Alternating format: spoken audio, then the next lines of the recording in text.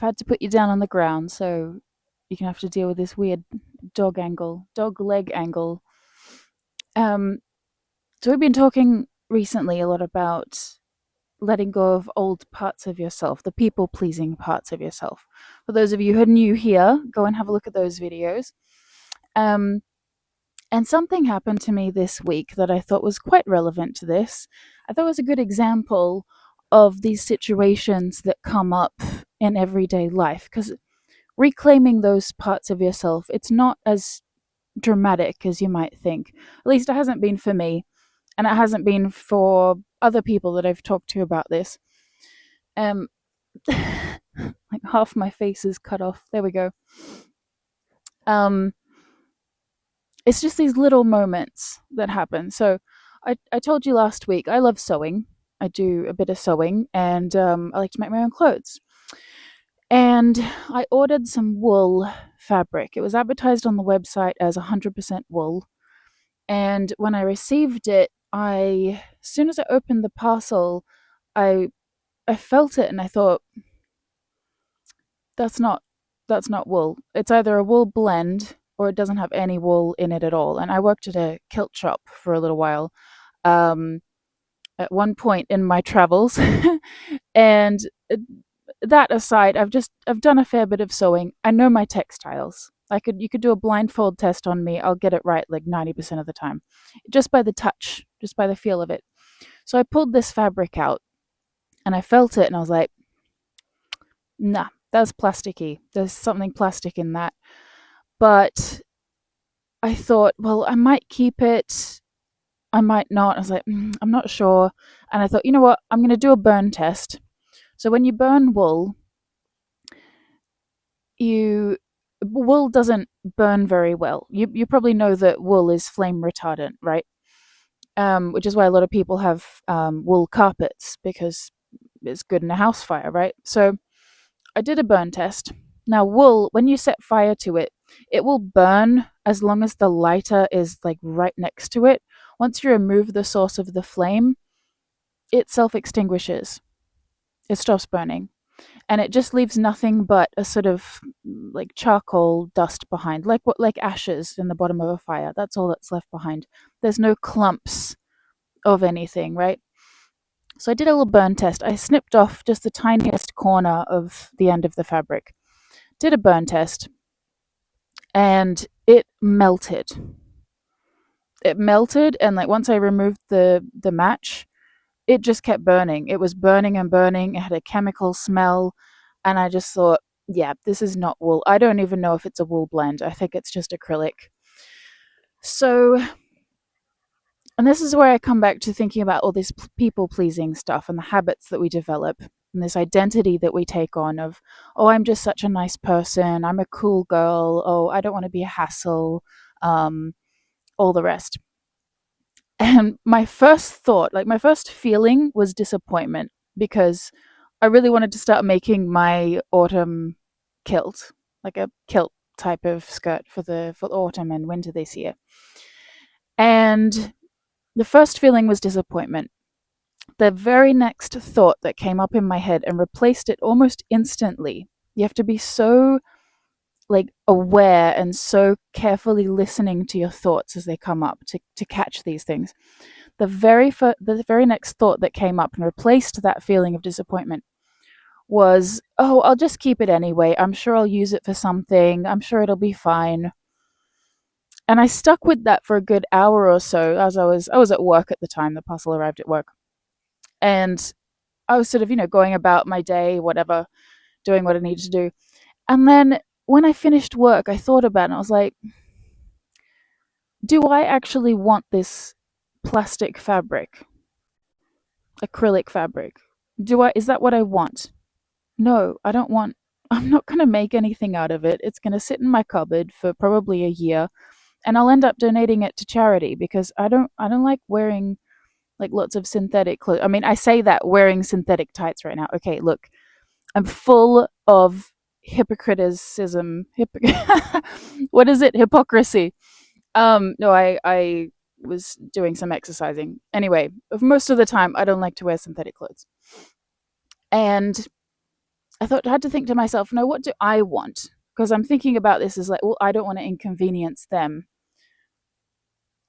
But excuse me, what? Why am I thinking like this? And this is why you have to challenge those thoughts, because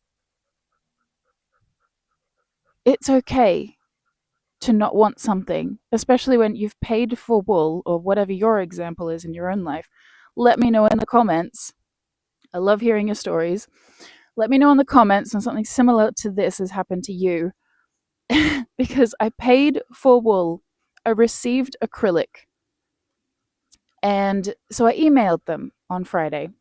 And granted, it was late in the day. I think I emailed them about 4:30 or something. I wasn't expecting a response. Monday rolls around. Wasn't expecting a response on the weekend. I assume they're out of office. Monday rolls around. No reply.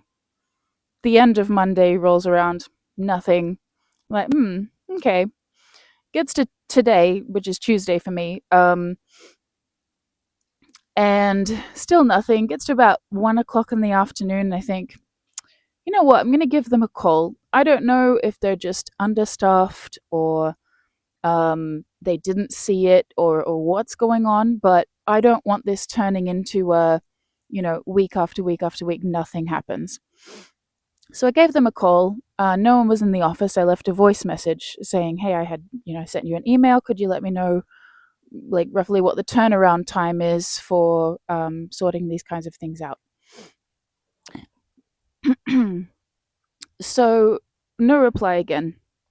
I called again a couple hours later, and this time a lady picked up. And I said to her, hey, I had left you a voice message about the email I sent you on Friday. I received some wool that was advertised as 100% wool. I received some fabric, sorry. Some fabric, not wool. Some fabric that was advertised as 100% wool, and it's acrylic. And she said, oh, I'm not sure what you're talking about. We never received an email like that. You must have sent it to the wrong email address. And I thought, oh, okay. I mean, that's possible. I did copy and paste it from the website, but anyway, it's possible. So I went into my inbox, into my sent folder while we're on the phone. I had her on speakerphone, and I brought up the email and I said, "Oh, is it info at the website name?" And she said, "Oh, yeah, yeah, yeah, that's right." And then she goes, "Oh, no, no, I did get that email. Yeah, I've passed it on to the owner. She's looking into it. She's going to contact the suppliers. They're going to have a conversation about it." And I was like, "Oh, okay, cool." And she said, I'll get back to you as soon as possible. I'm sure she meant that, but I have learned in life not to accept soon as possible, because that could mean fucking anything. Like, what are we talking about here? Next year? When is soon as possible? I didn't say that. I was never rude to her, but I just said, "Oh, thank you so much. Like, that's great. What sort of timeline are you thinking?" And this is a really subtle way of establishing the boundaries with someone, and just subtly signaling, "I'm not here to be messed around. I'm not going to be rude.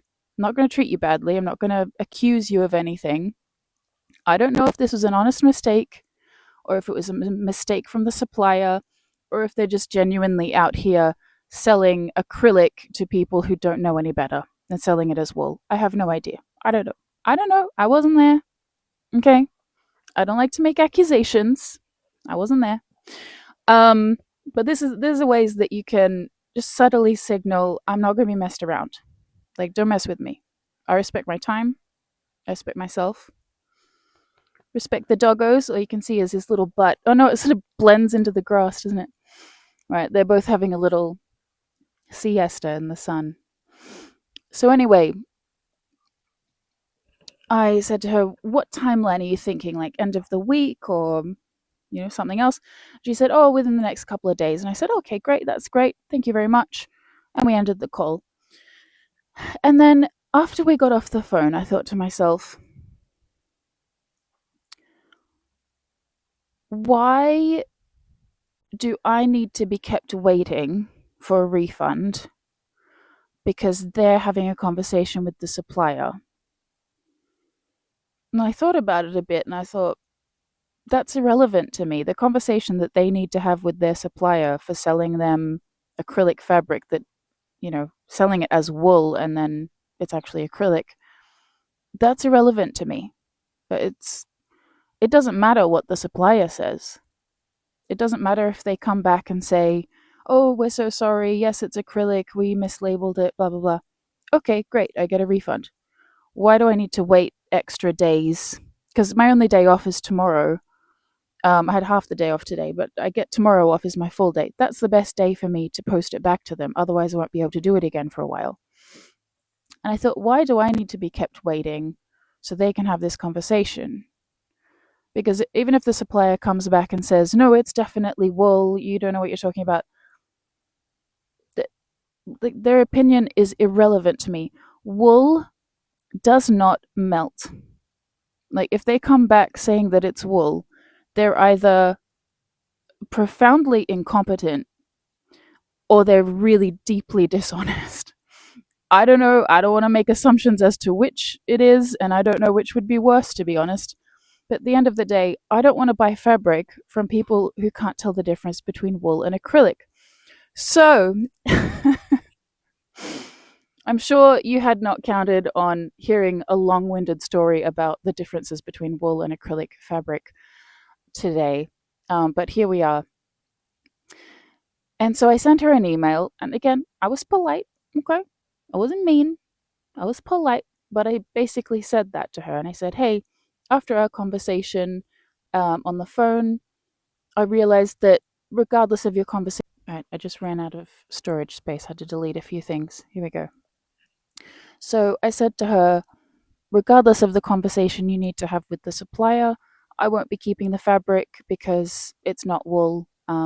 Because wool doesn't melt. Um, and I said, let me know what would be the best address for me to send the fabric back to you because tomorrow would really be the best day for me to go to the post office. And I thanked her for her time and I said, thank you for being so understanding. Best wishes. Yeah. You have to be prepared for these things. And even the type of language that you use when you're having these conversations signals to other people that you're not going to be led round and round the mulberry bush over and over again for months. And, you know, you want to talk to the supplier? Okay. That has nothing to do with me. I'm going to get my refund. Good luck to you. I don't expect the average person to be able to tell like wool from acrylic unless you're really interested and have some really weird obsession with textiles like I do. It's a reasonably niche interest. But if you're working in the textile industry and selling textiles to people, you should know the difference. Again, I don't know if it's incompetence or a genuine accident or dishonesty. I don't know. But that language that you use and also the thoughts you think, you have to be so aware of that and push through the discomfort when that thought comes up of, well, I don't want to be inconvenient. I don't want to be a hassle. And I just thought my old self, my really old self, wouldn't have even said anything. But then when I first started many years ago wanting to push through this and wanting to stand up for myself a bit more, I would apologize for their mistake. I'm so sorry. I don't want to be annoying, but like maybe this thing might have like kind of happened. Nah, don't need to do all that. Don't need to explain yourself. Just I ordered this. I received this. How do we go about a refund? That's it. No explanation. No apologies. Just straight to the point. So I'm sure you have similar stories. I know you do. I know you do. It's getting really dark here. The boys have buggered off. I don't know if you even be able to see them. Oh, there's one. There's one shadow in the darkness. There's the other shadow. They're eating sheep shit. Anyway, I'll talk to you soon. Bye bye.